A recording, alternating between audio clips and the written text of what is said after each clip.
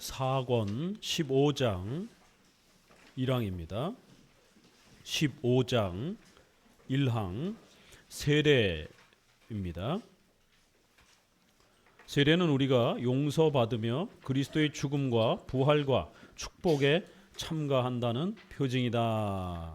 이렇게 이제 성례의 서론을 소개했고, 이제 구체적으로 세례와 성찬이 무엇인지, 또 각각의 중요한 우리 개혁주 입장, 장로교 입장의 세례와 성찬 부분들을 또 함께 배워가도록 합니다. 먼저 성경 구절을 좀 한번 읽어보도록 합니다. 로마서 6장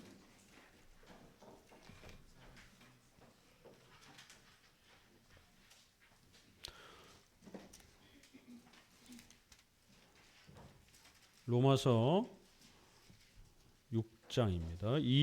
6장 3절.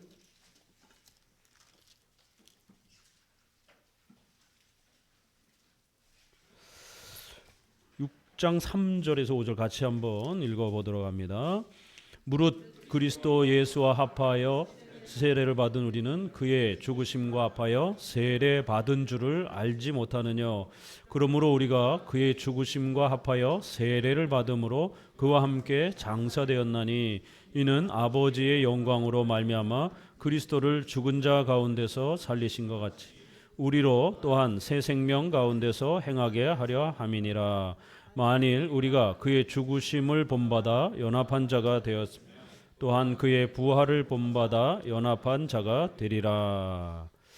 6장에 보게 되면 이 세례의 의미와 성격을 설명해 줍니다.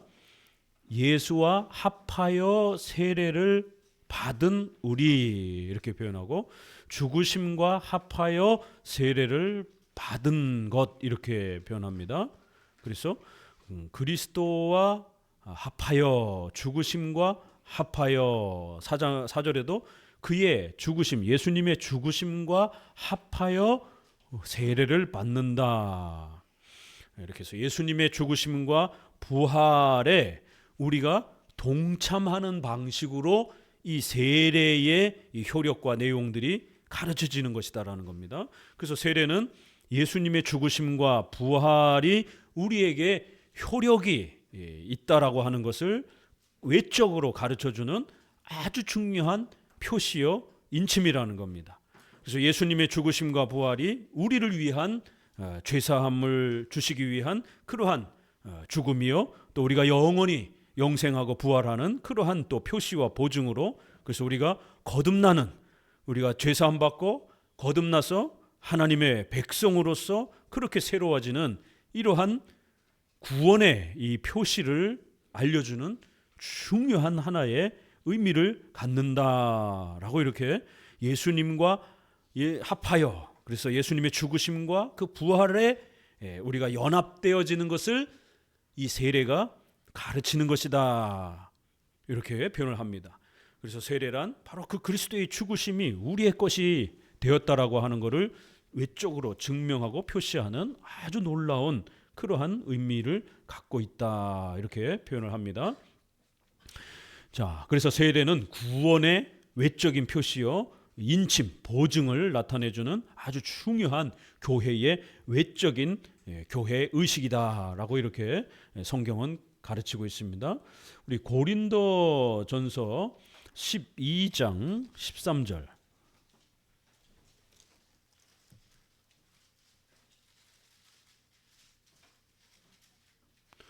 고린도전서 12장 13절. 이게 상당히 이제 많은 교파들 사이에서 논쟁을 일으키고 있는 또 표현이기도 합니다. 이 구절을 어떻게 해석하느냐에 따라 이 세례에 대한 의미를 어떻게 생각하는지가 차이가 나타납니다. 12장 13절 같이 읽어봅니다.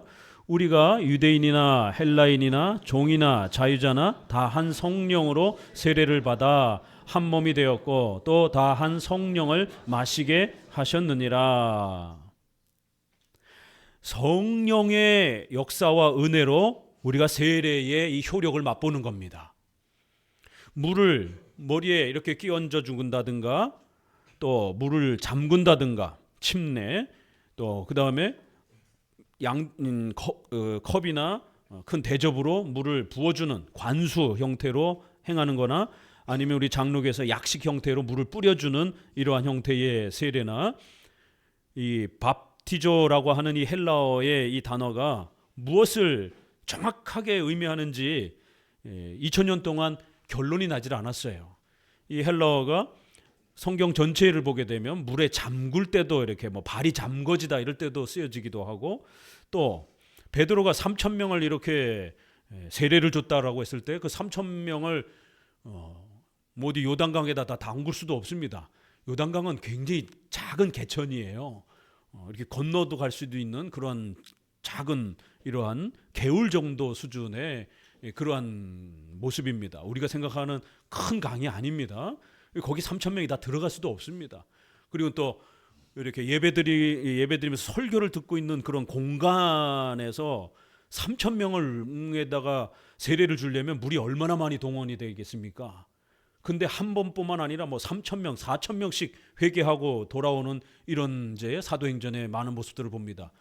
보면 약식 형태로 이렇게 뿌려주는 것이 그 본문의 해석을 가장 적정하게 할 수가 있는 겁니다. 그 3,000명, 4,000명을 어떻게 물에다가 다 잠그고, 또 그런 공간도 적절하지 않을 뿐더러, 그렇기 때문에 또 성경에는 또 이렇게 여러 부분에 보게 되면 약식 형태로 이렇게 또 표현되어 있는 게 또 있고요. 또 어떨 때는 이렇게 손을 씻는다, 또 이렇게 물을 붓는다, 이럴 때도 이 헬라어 단어가 쓰이기 때문에 딱히 침수냐 또 아니면 세례냐 이런 부분들을 결론을 내릴 수 없는 형태로 2000년 동안 그렇게 논의가 되었습니다. 그래서 이 세 가지 형태를 다 존중을 하고, 다만 교회 정치의 일치가 필요하기 때문에 우리 장로교는 약식 형태의 이런 형태로 세례를 행한다라고 교회법으로 그렇게 정해놓은 겁니다.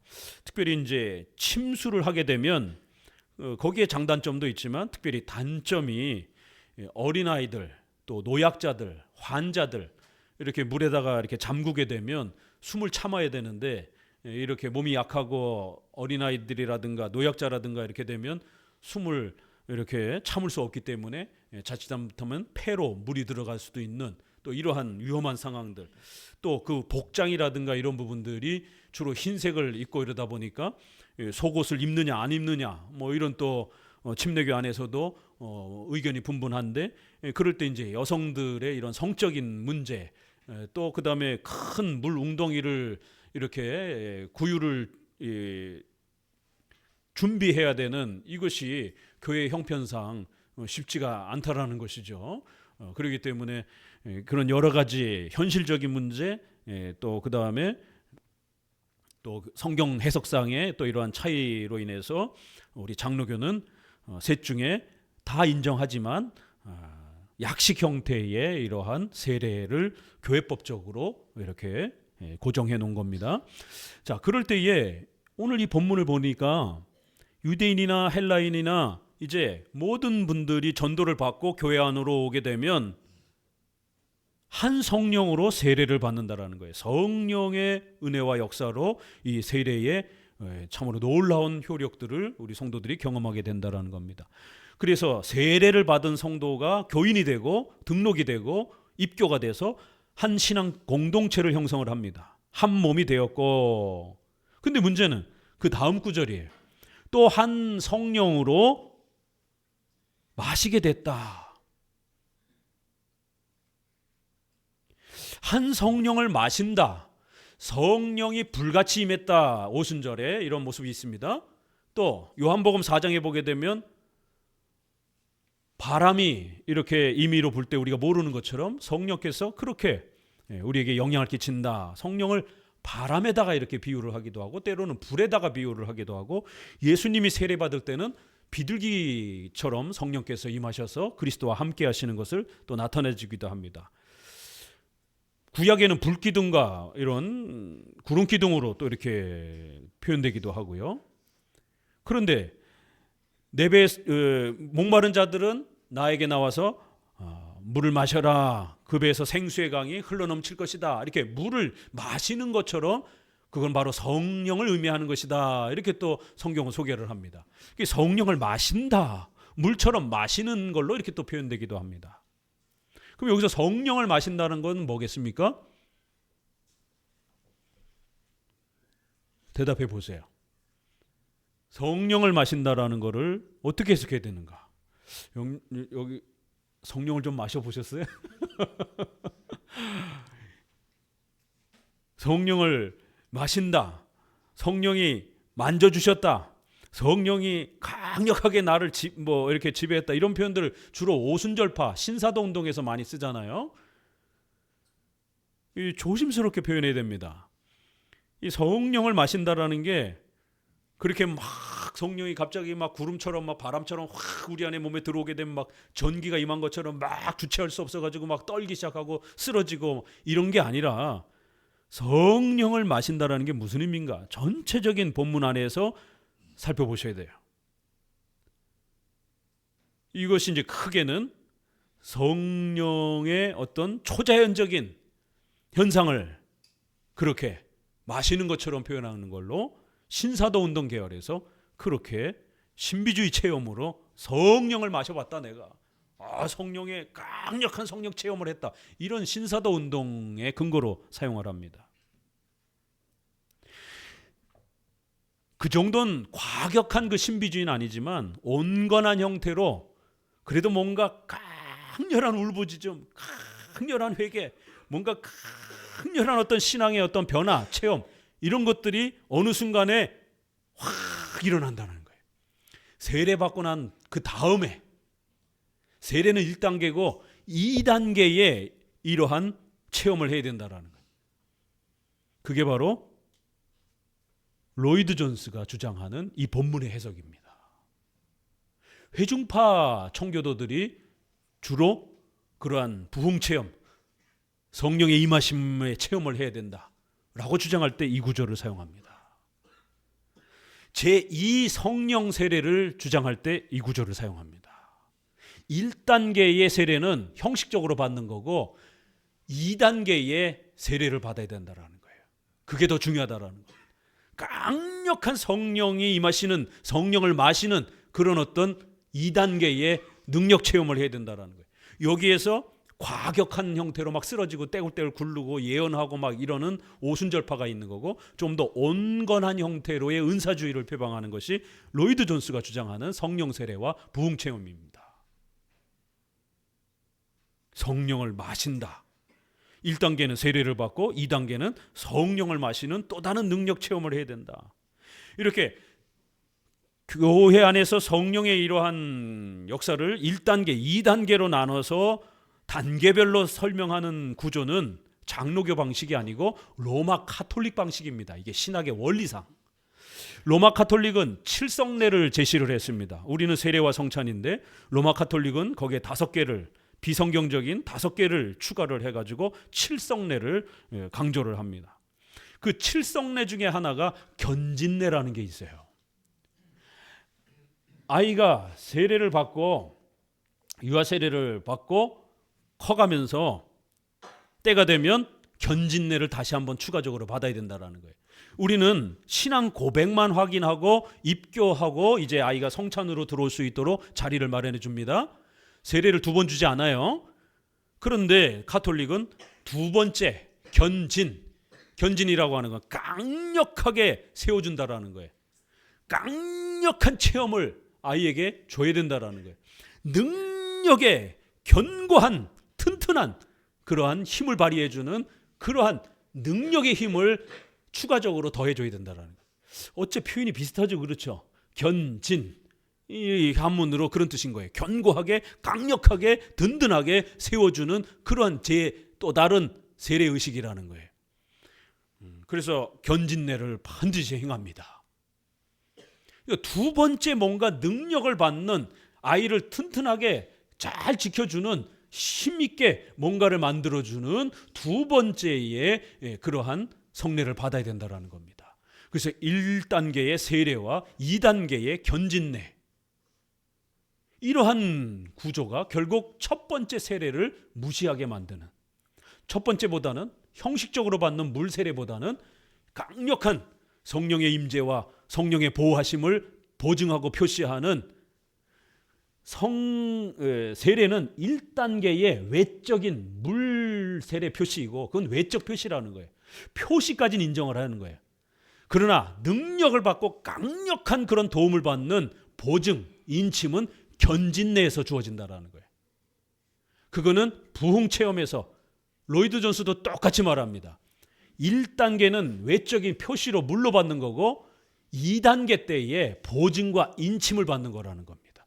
그래서 성령을 두 번째 단계에서 마실 때에 그때에 인침을 받는다라는 거예요. 이거는 명백히 장로교 신앙하고 반대되는 겁니다. 이건 로마 카톨릭 신학 구조입니다. 우리 장로교는 웨스트민스터 신앙 고백에 있는 것처럼 물 세례를 받게 되면 그것이 구원받은 것에 대한 표시도 되기도 하고, 두 번째는 하나님이 우리를 자기 것으로 삼았다라고 하는 인감도장, 그 인자가 도장인을 말하는 거예요. 이건 내 거다, 소유권을 말하는 겁니다. 그래서 여러분이 세례를 받으면 이제 너희들은 내 거다라고 하는 보증, 인침이라는 거예요. 강력한 하나님의 소유에 대한 강력한 위로와 확신을 우리가 인침으로 얻을 수 있다는 겁니다. 표시는 좀 더 외적인 표시고 인침은 내적인 확신을 말하는 것입니다. 그래서 세례는 표시와 인침이요, 이렇게 표현을 하는 겁니다. 그래서 우리가 세례를 받으면 구원받은 우리가 하나님의 백성이라고 하는 외적인 표시, 불신자랑 우리가 구별이 되잖아요. 외적인 표시요, 내적인 강력한 보증과 인침을 마련해 주는 수단이라는 거예요. 동시에 주어지는 겁니다. 세례 받을 때 표시와 인침이 두 단계로 나눠지는 게 아니에요. 그런데 로마 카톨릭은 이거를 유아 세례와 견진내 두 단계로 나눴고, 견진내에서 성령의 강력한 보호하심과 인침이 그때 주어진다, 이렇게 주장을 한 겁니다. 그런데 이거를 결국 제세례파가 주장을 한 겁니다. 그래서 오죽하면 이 세례 갖고 너무 싸워가지고 교파 이름을 제세례파라고 그러겠어요.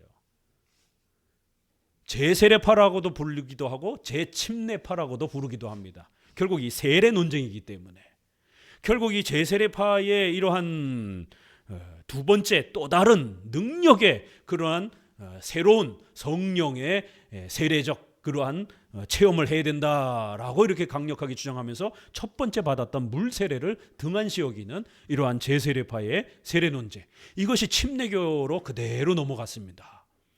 결국 이러한 침례교의 이러한 또 입장은 청교도, 회중파 청교도들의 입장, 그러니까 회중파 청교도들은 누굽니까? 윌리엄 퍼킨스가 시조가 되고 그의 제자인 존 오웬, 토마스 굿인, 이런 분들이에요. 그리고 미국으로 넘어가서는 조나단 에드워드, 그리고 근대에 와서는 로이드 존스, 이런 분들을 말하는 겁니다.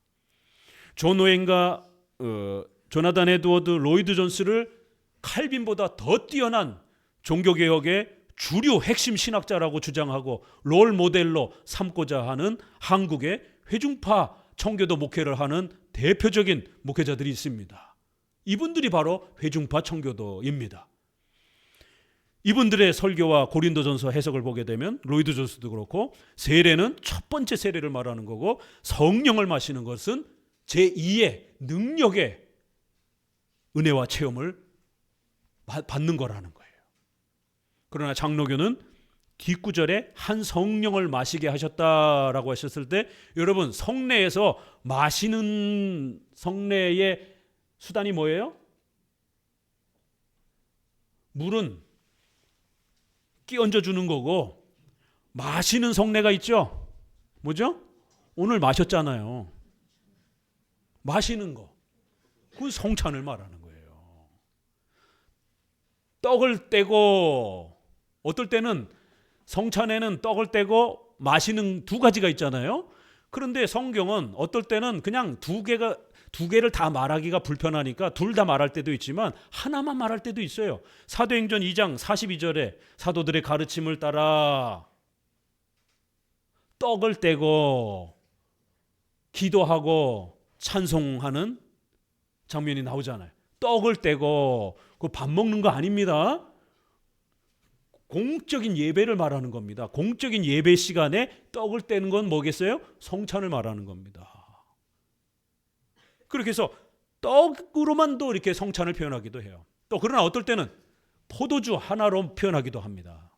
이렇게 마시게 하고 이러면 이거는 성찬을 말하는 겁니다. 그래서 세례와 성찬은 유대인이나 헬라인이나 종이나 자유자나 교회 안으로 들어올 때 그들이 하나님의 백성임을 표시하는 외적인 중요한 표시라는 거예요. 바로 세례와 성찬. 그런데 다른 교파 사람들은 제1세례, 제2의 능력 성령 세례 이렇게 이 구조를 해석을 합니다. 우리 장로교는 칼빈부터 시작해가지고 장로교의 유명한 신학자들, 목회자들은 이 구조를 세례와 성찬으로 해석합니다. 이렇게 교파마다 성경 본문에 대한 특별히 성찬과 관련한 해석이 이렇게 차이가 납니다. 자, 더 나아가서 이제 우리가 세례의 세 가지 입장을 이제 한번 구별해 보게 되면은요, 로마 가톨릭은 세례가 사제의 권한을 강화시키기 위해서 사제가 떡과 포도주를 기도하면 진짜 예수님의 살로 바뀌는 화채설을 가르치잖아요. 그 이유는 사제의 권한을 막강하게 만들기 위해서 그런 겁니다. 사제가 기도를 했는데 예수님의 살로 바뀐 거예요. 그럼 사제의 기도가 얼마나 대단합니까?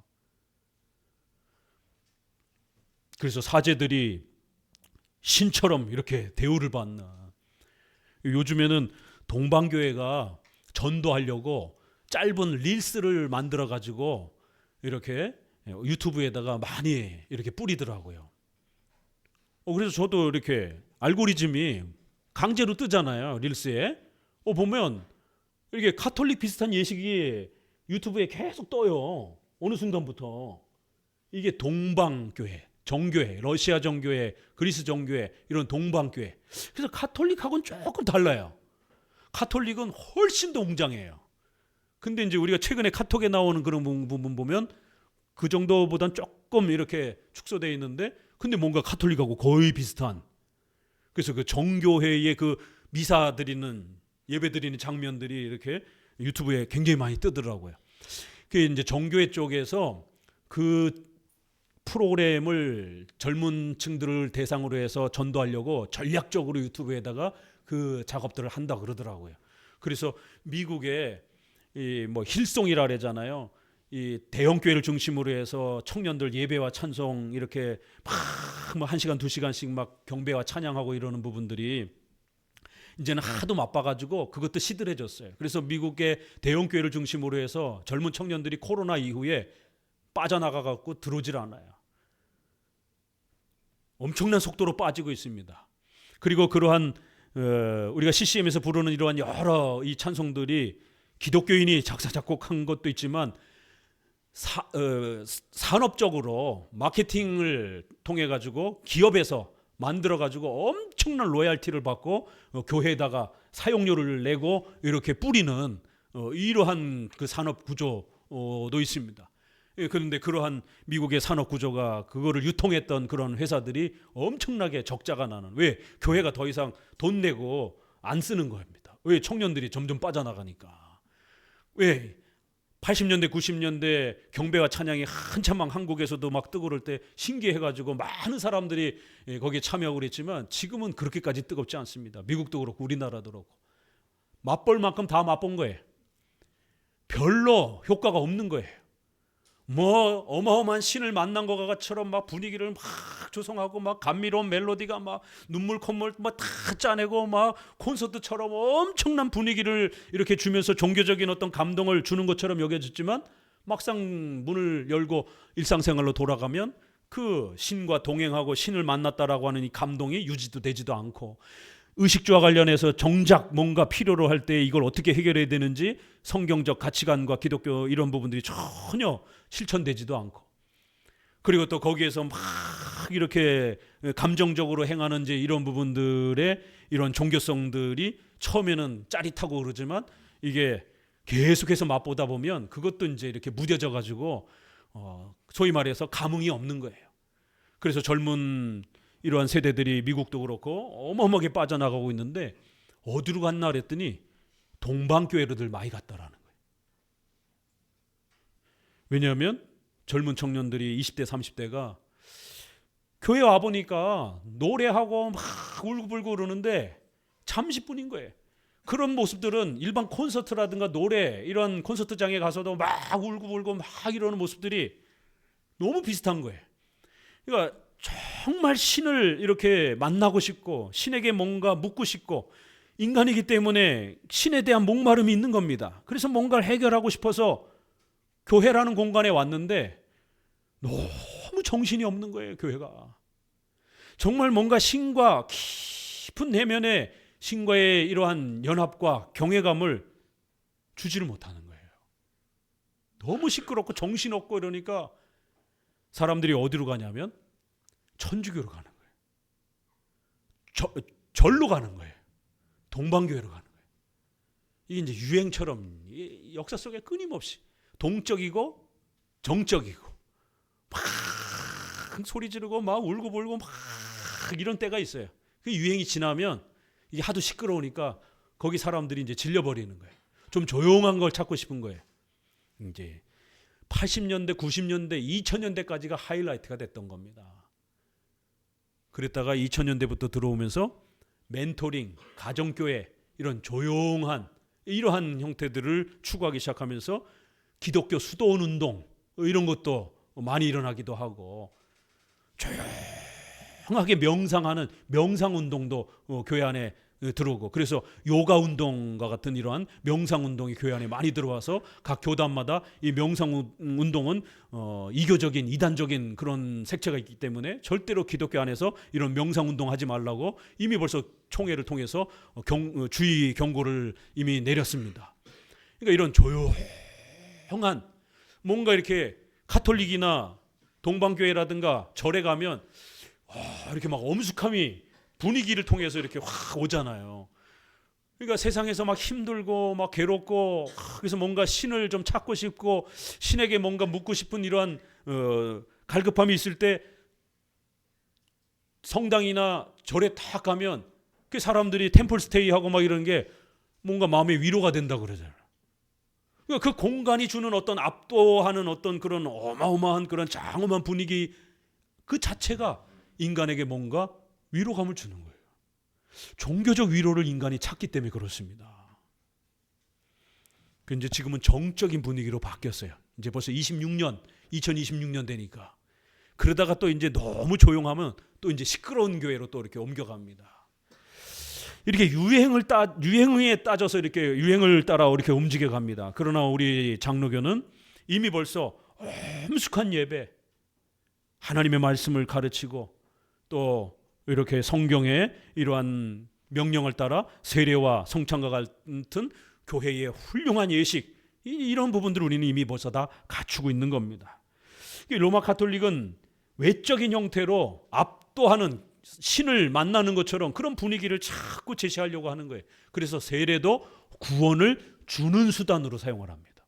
사제가 떡과 포도주도 예수님의 살로 막 바꾸고 그러니까 그거 먹으면 병자도 병이 낫고 귀신도 나가고 이런 미신이 형성이 되는 겁니다. 그래서 그거를 살려고 어마어마한 돈 거래가 중세시대에 이루어지고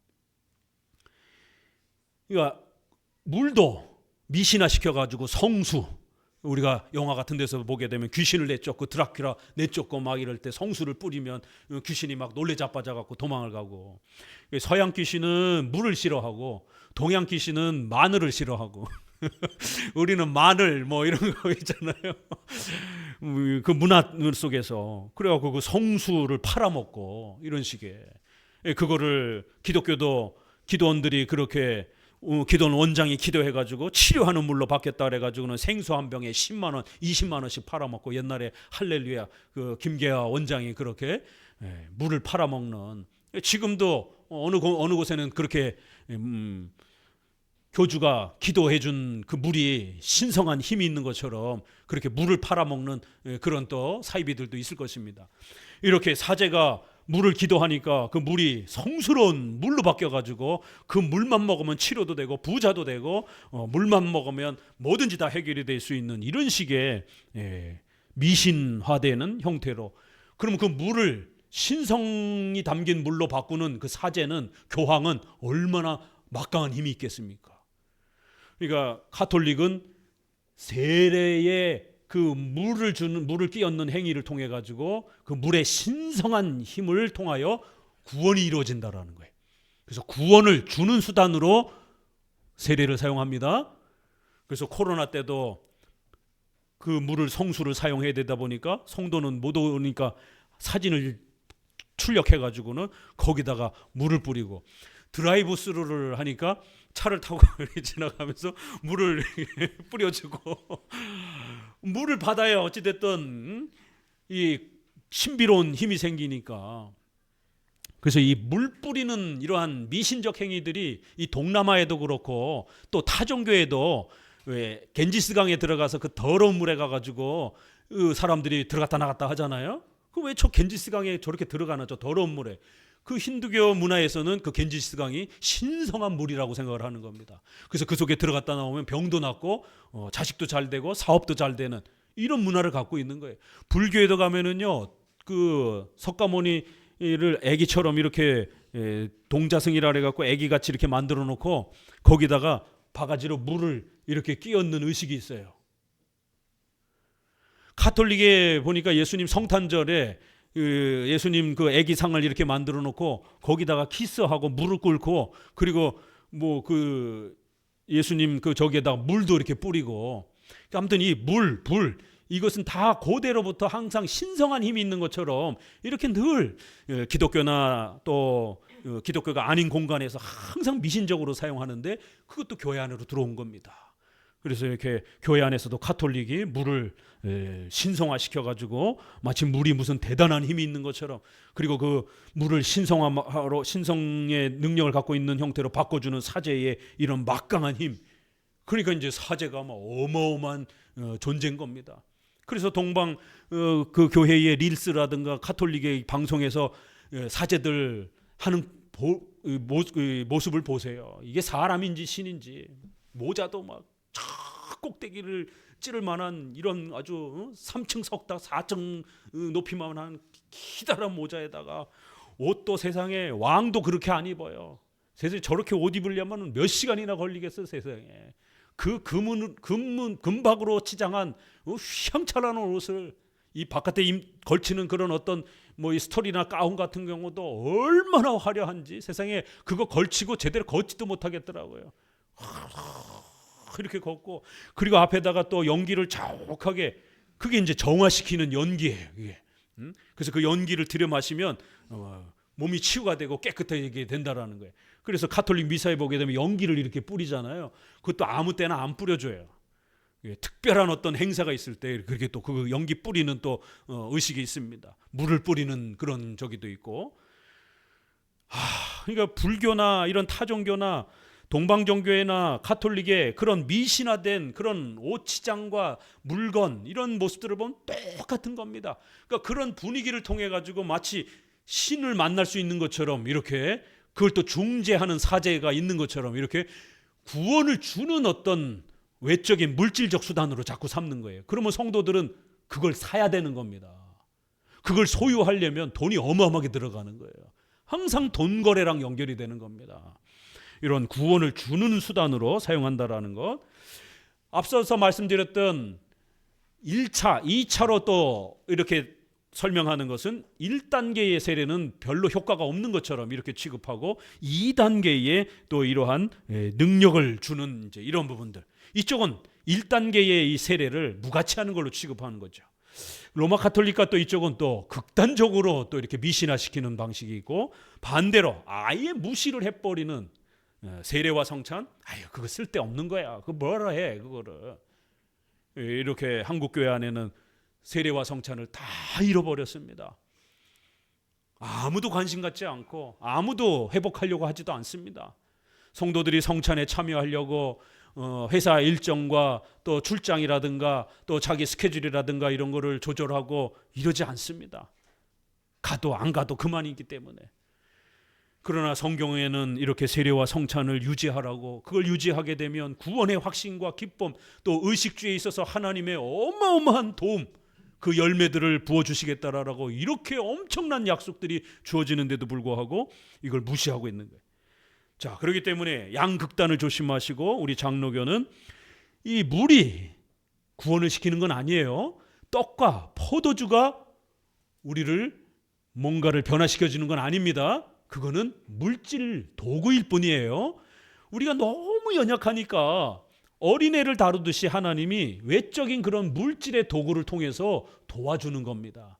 그런 물질조차도 없으면 자꾸만 흔들리니까 물이라는 거를 이렇게 끼얹어 주면서 물이 더러운 걸 씻어내는 것처럼 예수 그리스도의 피로 우리가 깨끗함을 받았다라는 거를, 이 물을 끼얹을 때 물이 촉촉하잖아요. 그래서 좀 이게 약식이라도 이게 쥐똥만큼 이렇게 요매큼만 이렇게 찍었는지 안 찍었는지도 표시가 안 날 정도로 좀 그렇게 하긴 좀 이 성례의 의미상 적절치 않습니다. 적어도 그래도 좀 물이 이렇게 좀 흘러내릴 정도로 물이 나를 씻는다는 느낌을 체험적으로, 이 육체적으로 느끼는 겁니다. 성찬은 보조 수단이니까. 그래서 좀 이제 넉넉하게 좀 이렇게 찍어줄 필요가 있어요. 흘러내릴 정도로. 그래서 이렇게 좀 해서 흘러내리면서 물이 이렇게 타고 내릴 때 그 느낌, 물이 이렇게 물에 젖어지는 느낌을 이렇게 사용하는 겁니다. 그래서 물을 통해서 우리가 씻김을 받는 것처럼, 몸을 씻는 것처럼 그리스도의 피로 우리가 깨끗함을 받았다라는 것을 외적인 감각을 느끼면서 내적인 은혜를 이렇게 느끼는 겁니다. 보조 수단이니까. 떡과 포도주도, 그래서 떡도 좀 찢고, 그래서 자꾸 이제 제가 찢는 모습을 보여주려고 하는 겁니다. 왜요? 요즘에는 다 쪼개 갖고 나오잖아요. 옛날에는 좀 더 느낌을 더 이렇게 좀 경험하라고 한 떡에 한 몸에 참여하는 거 아니냐, 한 잔에 한 몸에 참여하는 게 아니냐, 이거를 좀 더 이렇게 느낄 수 있도록 그냥 큰 빵을 하나 이렇게, 그래서 목회자가 먼저 이렇게 장로들하고 떼어서 먹고 성도들에게 주면 돌아가면서 한 묶음씩 찢는 거예요. 그래서 찢으면서 그리스도께서 그 십자가에서 그 몸이 찢겨지는 그거를 찢음을 통해서 이렇게 보조수단으로 느껴보라는 겁니다. 또 포도주도 한 잔, 그래서 큰 잔으로 대접 같은 이런 큰 잔을 놓고 이렇게 돌려 먹는 겁니다. 근데 이제 이게 1800년, 1900년 넘어오면서 바이러스라는 개념이 이제 나타났잖아요. 그전에는 바이러스 개념이 없다 보니까 우리는 한 몸 하고 그냥 먹고 닦지도 않아요. 그냥 자 다음 이러면은 그냥 먹는 겁니다. 그 먹었던 자리에서. 그 지금 유럽이라든가 이런 데는 여전히 그 전통을 고수하는 데는 코로나 이후에도 그저 그냥 목회자가 좀 닦아주는 정도로만 이렇게 딱 쓱 닦아주고 갖다 들이대는 거예요. 그럼 이제 바이러스라고 하는 이 개념을 알고 있는데도 그게 교회 전통이니까 참여해야 되는 겁니다. 그러나 이제 현대 와서는 이거를 각각의 잔으로, 각각의 빵으로 너무 이미 다 쪼개놓은 상태다 보니까 좀 그런 아쉬움이 있어요. 그래서 뭐 이렇게 하든 저렇게 하든 올바르게 가르쳐지면서 이제 행하면 되는데, 이런 부분에서 이제 교회가 좀 적은 데서는, 좀 큰 데서는 좀 어려움이 있잖아요. 그러나 이렇게 좀 적은 데서는 그렇게 좀 빵을 찢고 또 포도주가 흘려지는 이런 모습들을 좀 더 시각적으로 감각적으로 보는 겁니다. 그래서 빵도 좀 넉넉하게 입에다 집어넣고 우물우물우물 한참 좀 씹으면서 양식이라는 느낌을, 이렇게 씹는 느낌을 보조수단으로 감각해 주는 겁니다. 또 포도주도 요매큼, 이게 이제 상업화되다 보니까 실용적인 목적으로 자꾸만, 그래서 요즘에는 코로나 이후에 세상에 이 교인들이 준비를 안 하니까, 집사님들이 준비를 안 하려고 하니까 이것도 준비하기 번거롭다 그러면 어떡합니까? 그러다 보니까 기독교 회사들에서, 이거를 공급하는 회사들에서 상업용으로 아예 세트로 요만해 가지고 밑에 포도주 요만큼, 위에 카톨릭식으로 웨이퍼 형태로 얇은 형태의 요만한 형태로 빵을 납작하게 이렇게 해가지고 한 세트로 요만한 잔에다가 맨 위에는 분리해가지고 그렇게 얇은 빵 하나 이렇게 해갖고 세트로 아예 나오더라고요. 그래갖고 어떤 데는 그걸 나눠서 집에다가 가서 먹으라고 현장에 코로나 때문에 못하다 보니까 막 별의별 방법을 다 동원하더라고. 이렇게 상업화돼 가지고 요만한 그냥 포도주에 빵도 쬐끄만 그냥 이런 형태로 이게 입에 들어갔는지 안 들어갔는지 모를 정도로 이러면 안 된다라는 거죠. 그렇게 되면 성찬의 이런 본질성을 놓칠 위험이 있다라는 거예요. 질겅질겅 좀 먹을 정도로 좀 포도주도 좀 벌컥 좀 먹고 입이 좀 흥건히 좀 채워지고 목구멍으로 좀 이렇게 꿀꺽 넘어가면서 이렇게 양식의 느낌이 드는 겁니다. 배부름. 왜요? 예수님이 우리의 영의 양식이라. 예수님이 우리와 함께하고 우리와 동행해 주겠다라고 하는 그러한 것을 이렇게 우리가 빵과 포도주를 배부르게 먹었을 때 배가 부른 것처럼 그리스도께서 우리와 함께 하시면 우리의 영혼이 배가 부르고 든든하다라는 것을 이렇게 먹는 느낌을 이렇게 통해서 보조수단으로 하나님께서 그런 효력을 우리에게 덧입혀 주는 겁니다. 우리가 너무 연약하다 보니까 그런 보조수단도 없으면 너무 연약해서 쓰러질 위험이 있는 겁니다. 그래서 유일하게 물과 먹는 걸 통해서 이렇게 우리가 죄사함 받고 씻겨졌고 그래서 깨끗하게 되었다라는 것, 또 배부르다라는 것, 이거를 세례와 성찬을 통해서 그렇게 유지시켜 주려고 하셨던 겁니다. 그러니까 우리는 외적인 물질은 여전히 물질적인 수단인 겁니다. 그냥 그대로. 그렇지만 성경이 우리에게 가르쳐주고 예수님이 세워주신 성례이기 때문에 성경적 원리를 따라 잘 활용하면 거기에는 구원받은 표시와 인침, 또 예수님께서 우리와 함께 하신다라고 하는 그러한 영적 배부름에 대한 표시와 인침이 그 위대한 효력이 우리에게 유지되는 거예요. 주어지는 겁니다. 그래서 이거를 성례전적 연합이다 이렇게 표현하는 겁니다. 물질이 주는 건 아니에요. 그렇다고 이 물질을 아예 무시해도 안 되는 거예요. 하나님이 사용하시고 성경에 정해놓은 만큼 그 물과 떡과 포도주가 신앙의 도구로 바르게 사용되어지게 되면 그 예식에는 진짜 하나님의 은혜의 역사가 연결이 된다라는 거예요. 그래서 외적인 물질이지만 하나님의 약속이 있기 때문에 거룩한 연합이 일어난다라는 거예요. 그래서 이거를 줄여서 성례전적 연합이다라고 이렇게 말하는 거예요. 성례식이라고 하는 하나님의 세워주신 이 질서를 따라서 우리가 잘만 참여하게 되면 실제로 그리스도와 하나가 되는 연합의 효력이 나타난다라는 겁니다. 그래서 영적 임재설이라는 단어도 기억하셔야 되는 것처럼 세례와 이 성찬이 어떻게 효력을 주는가? 물과 떡과 포도주 그 자체가 능력이 있어서가 아니에요. 다만 도구로 사용할지라도 성경적 원리를 따라 바르게 사용하게 되면 하나님이 세워주신 성례이기 때문에 반드시 거기에는 성령의 역사가 나타나면서 그리스도와 우리가 연합하는 성례전적인 연합이 일어난다라는 거예요. 하나님의 말씀이 가르쳐주고 명령한 그 정도에서는 효력이 정말 나타난다라는 겁니다. 그래서 성례전적인 연합의 형식으로 하나님이 제정하시고 성령께서 도와주시면 반드시 그리스도와 우리가 만나는 놀라운 효력이 나타납니다. 그래서 성도들이 마음이 울적하고 마음이 낙심되어 있고 시험에 들어 있고 힘들면 반드시 성찬에 참여하면 마음의 위로가 되고 용기가 나고 다시 해볼 수 있는 강력한 힘이 북돋아집니다. 그래서 자꾸 노력하고 연습하고 참여해 보셔야 돼요. 목사님 아무런 효과도 없는 것 같은데요. 또 해보시는 거예요. 공부하고 또 참여하고 공부하고 또 참여하고 이러면서 내가 뭔가를 제대로 준비를 못했는가 자기 자신을 또 돌아보면서 이렇게 열심히 부지런히 노력하면서 성찬에 또 참여하고 세례는 우리가 자주 할 수는 없으니까 다른 분이 세례 받을 때 증인으로 함께 참여해 주는 겁니다.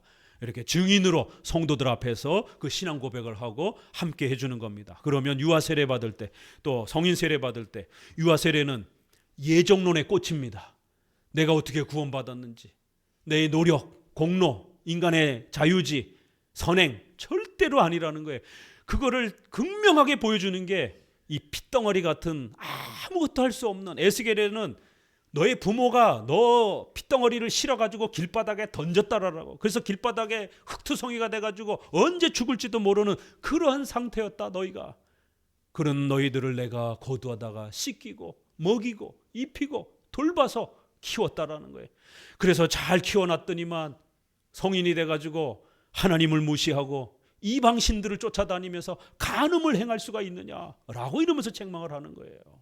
핏덩이로 죽어서 이제 언제든지 죽을 수 있는 그러한 상태였던 너희들을 내가 이렇게 구원해 줬는데 어찌 이럴 수 있느냐, 이런 표현들이 나옵니다. 이렇게 해서 유아 세례는 아무것도 할 수 없는, 우리 손으로 어떤 것도 할 수 없는 그런 존재, 전적으로 부패하고 무능력한 그런 존재를 일방적으로 하나님이 선택하셔서 그 물을 끼얹고 깨끗하다라고 하는 이렇게 구원의 의식을 유아 세례를 통해서 보여주는 것처럼 정말 무능력하고 부패한 우리들을 선택하셔서 하나님의 자녀로 초대해 주셨다라는, 오직 은혜로 구원받는다는 그 가장 최절정의 구원의 표시가 바로 유아 세례입니다. 그래서 유아 세례는 받는 분에게도 감격스러움이 있지만 거기에 증인으로 이 아이를 우리가 함께 지켜보면서 그리스도 안에서 잘 키워가고 협력하겠습니다. 신자에게도 문답을 이제 우리 성도들에게도 문답을 행합니다. 부모에게도 이 아이를 잘 키워가겠습니까? 네. 또 우리 신자들에게는 우리 교회의 어린아이로서 하나님의 백성으로서 우리가 함께 돌보며 함께 지켜가기로 맹세하십니까? 성도들에게도 문답을 요구합니다. 자, 유아 세례 이제 순서대로 지금 기다리고 있습니다. 하나님이 축복해 주셔서 제 막내딸 유아 세례 주고 나서 13년 만에 이제 얼마 전에 작년에 유아 세례를 세상에 큰 딸이 14살 15살이니까 14년 만에 유아 세례를 줬어요. 이렇게 또 없을 때는 한참 없다가 또 이제 순서대로 올해는 많이 있습니다. 이러한 유아 세례를 증인으로 참여하면서 우리가 어떻게 구원받는가, 저 핏덩어리를 보면서 저렇게 아무것도 할 수 없는 우리를 구원해 주셨구나, 이렇게 유아 세례를 보고, 또 어른 세례를 볼 때는 또 함께 또 그 어른 세례에서 주는 또 구원의 은혜를 나도 저렇게 세례 받았지, 이렇게 또 그 우리의 세례들을 또 기억하면서 또 증인으로 참여하면서 그 세례의 효력의 감격스러움을 또 맛보는 겁니다. 왜냐하면 세례의 효력은 세례 받을 때도 주어지지만 평생 주어집니다. 그래서 유아 세례나 성인 세례나 끊임없이 증인으로 참여하면서 그 세례에서 주어지는, 내가 세례 받았을 때의 그 감격스러움, 언제 받았는지도 10년 20년씩 지난 분들은 잊어먹고 자기 세례 받은 것도 잘 기억이 안 나잖아요. 그럴 때는 이렇게 타인이 세례 받을 때 증인으로 참여하면서 그렇지, 나도 저렇게 세례 받았지, 하나님이 여러분에게도 그 세례의 또 그 구원의 표시와 인침에 대한 감격스러움을 또 공급해 주는 겁니다. 받는 사람에게도, 이미 받은 사람에게도 구원 받은 것에 대한 표시로서 우리는 그 감격스러움을 죽을 때까지 그렇게 주는 것입니다. 이렇게 세례의 이 감격스러움을 어떻게 우리가 유지하고 또 우리 장로교는 어떻게 가르치고 지켜왔는지를 꼭 기억하셔야 됩니다. 자, 1랑 읽어봅니다. 세례의 의미 읽습니다. 우리가 그리스도에게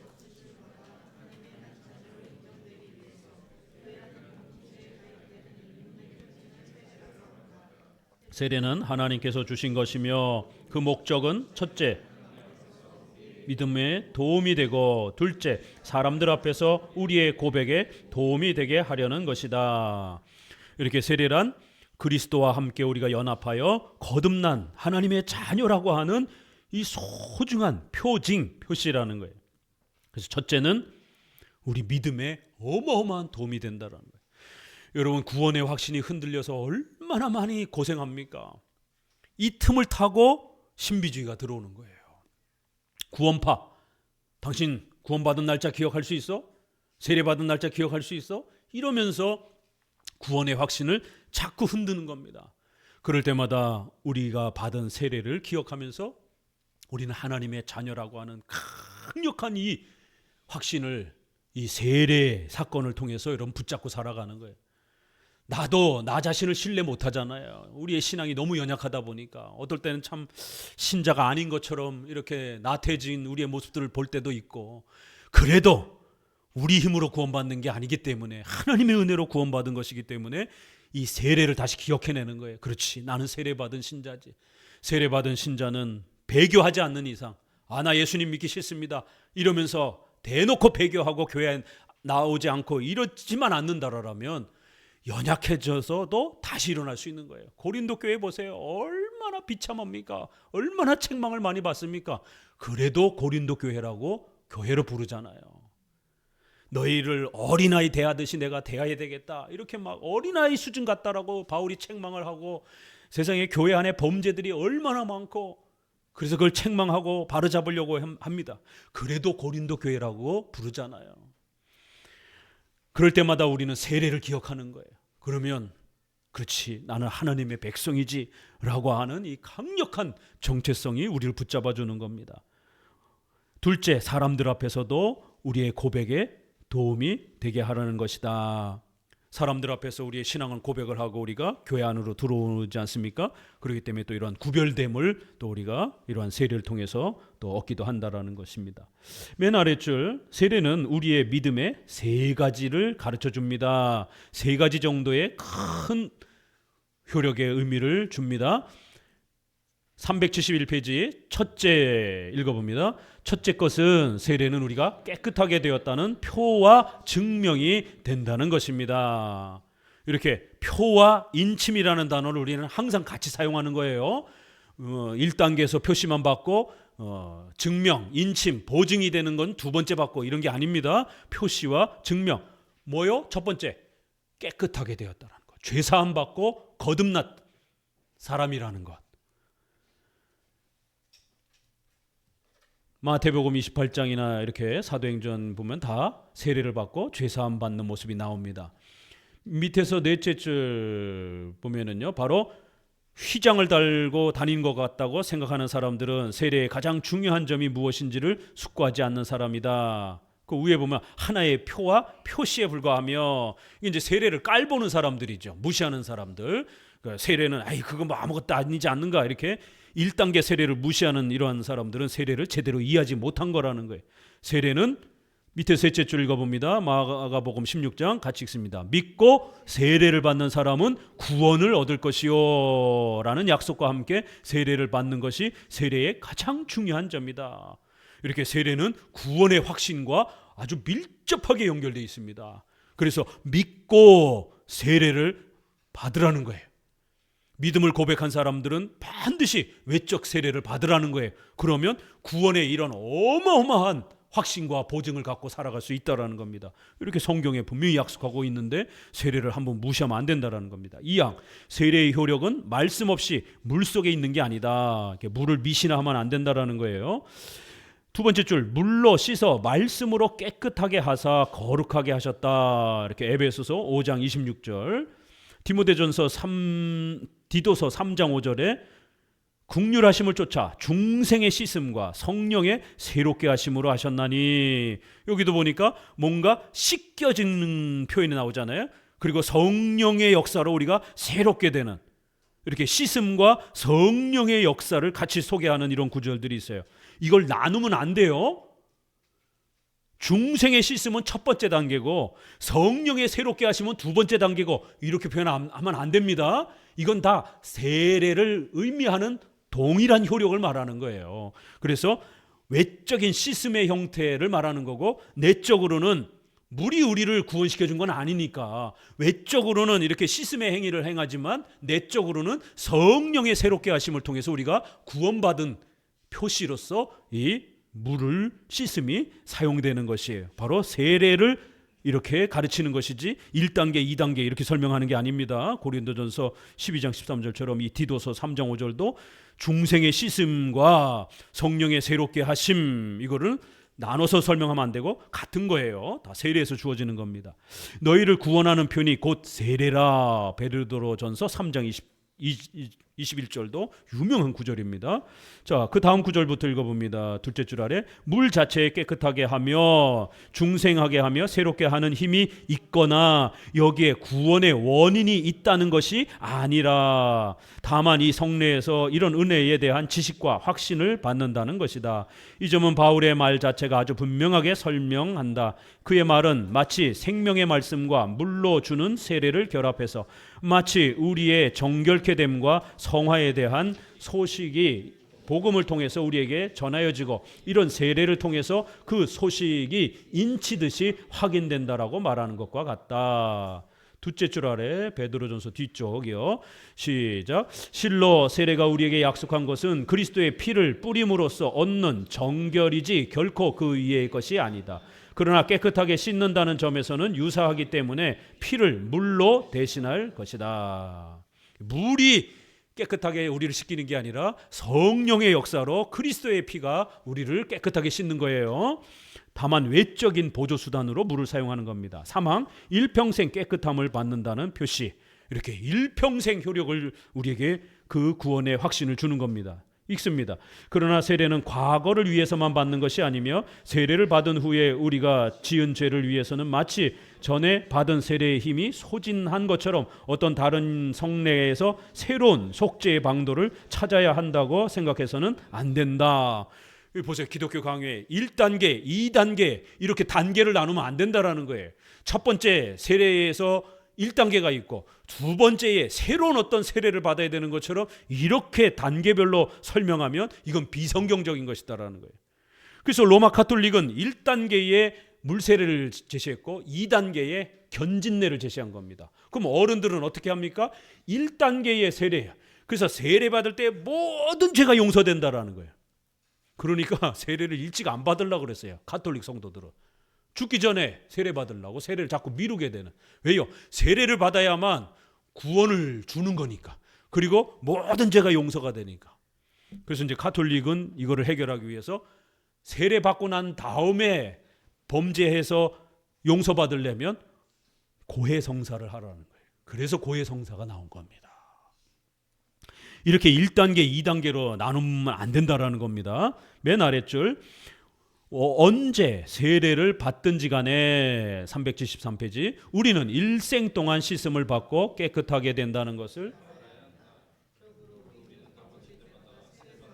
회고하며 마음을 굳게 해서 항상 사죄에 대한 확신을 가져야 한다. 세례는 한 번 받는 것이며 지나간 것 같이 생각되지만 그 후에 지은 죄로 인하여 무효가 되지 않는다. 이렇게 세례는 한 번 받고 나면 죽을 때까지 그 효력이 계속해서 우리에게 주어지는 겁니다. 2단계, 3단계 뭔가를 이렇게 단계별로 또 필요로 하는 게 아니에요. 우리가 공예배에 참석하고 성찬 잘 참석하고 이렇게 신앙의 수단들을 잘 사용하면 성령의 충만함이 얼마든지 그 세례의 효력이 우리에게 끊임없이 주어질 수 있는 것입니다. 자, 사항 세례와 회개의 관계. 나는 세례에 대한 또 다른 생각이 널리 퍼져 있다는 것을 안다. 즉 그것은 우리가 처음으로 중생했을 때에 세례만으로 받은 사죄를 세례 후에는 회개와 열세의 덕태 생각하는 것이다. 그러나 이런 생각을 만들어낸 사람들은 그들이 말하는 열세의 권한도 세례에 의존되어 있으므로 세례에서 결코 분리될 수 없다는 것을 깨닫지 못하는 점에서 오류를 범하고 있다. 그러니까 이제 우리 장로교처럼 세례가 주는 이 어마어마한 완벽성을 자꾸 강조하면 장로교처럼 그렇게 세례만 너무 단회적으로 이렇게 강조하면 나태해집니다. 게을러집니다. 성도들 회개 잘 안 하게 됩니다. 이렇게 자꾸 성도들 나태해지고 게을러질 걸 자꾸 걱정을 해가지고 성도들로 하여금 끊임없이 긴장을 하게 만드는. 그래서 구원에 있어서도 구원 취소론, 예정 취소론 이런 걸 자꾸 주장을 하는 거예요. 당신 똑바로 못하 그러다가 결국 다시 지옥에 떨어져. 이렇게 확정을 주지 말아야 늘 긴장하면서 성도들이 열심을 낸다라는 겁니다. 그렇게 되면 인간의 공로주의가 자꾸 들어오는 거예요. 자기가 얼마큼 열심히 유지했느냐에 따라 구원이 유지가 되는 것처럼. 그러나 우리는 하나님의 온전한 절대주권과 그리스도의 완벽한 100%의 은혜를 통해서 오직 은혜로 구원받는 겁니다.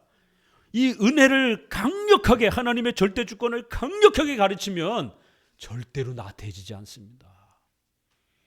끊임없이 성도들을 긴장시키면서 아무것도 못 얻은 것처럼 그렇게 자꾸 긴장을 시키게 되면 성도들 나중에 탈진해버립니다.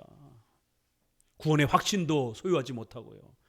오히려 하나님의 은혜를 끊임없이 가르쳐주고 물론 나태해질 수 있는 아직 이해하지 잘 못해서 그거를 빌미 삼아 악용하는 사람들도 있습니다. 그러나 구데기 무서워서 장 못 담그지 않는 것처럼 자꾸 가르치면 되는 겁니다. 하나님의 은혜가 얼마나 위대한 것인지, 하나님의 주권이 우리의 전 삶을 지배하고 있다라고 하는 이 강력한 확신을 갖고 살면은요, 무섭지 않아요.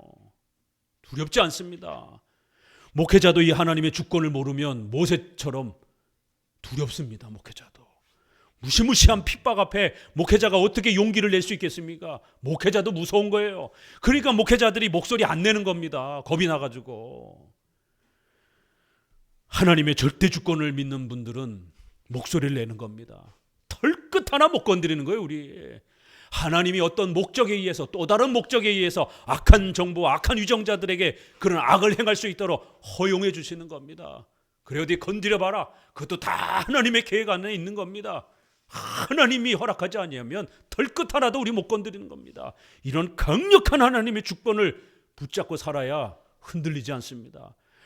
그리스도의 100%의 은혜로 우리를 구원시켜주는 이 강력한 세례의 이 그리스도의 죄사함의 이 막강한 은혜를 붙잡고 살아야 구원의 확신이 안 흔들리는 거예요. 자꾸만 뭐가 부족해가지고 세례 후에는 인간의 어떤 회개와 어떤 열심, 어떤 노력 이런 걸로 자꾸 뭔가를 붙잡으려고 이렇게 세례 후에 다음 단계로 뭔가 이렇게 자꾸 말하지 말라라는 거예요. 이건 오류라는 겁니다. 죄인은 교회 활동, 즉 복음의 선포에 의해서 용서를 받는다. 이게 다 그런 표현들입니다. 넘기셔서 위에서 넷째 줄에 그리고 이 오류는 저 고해성사라고 하는 허구를 우리에게 만들어 놓은 겁니다. 로마 가톨릭이 2단계를 만들어 놓은 거예요. 결국 경건주의나 신비주의가 2단계 성령 세례를 만들어 놓은 겁니다. 3단계, 4단계를 또 만들어 놓은 거예요. 그런 거 자꾸 만들면 안 됩니다. 세례로 만족해야 돼요. 밑에서 넷째 줄 읽어봅니다.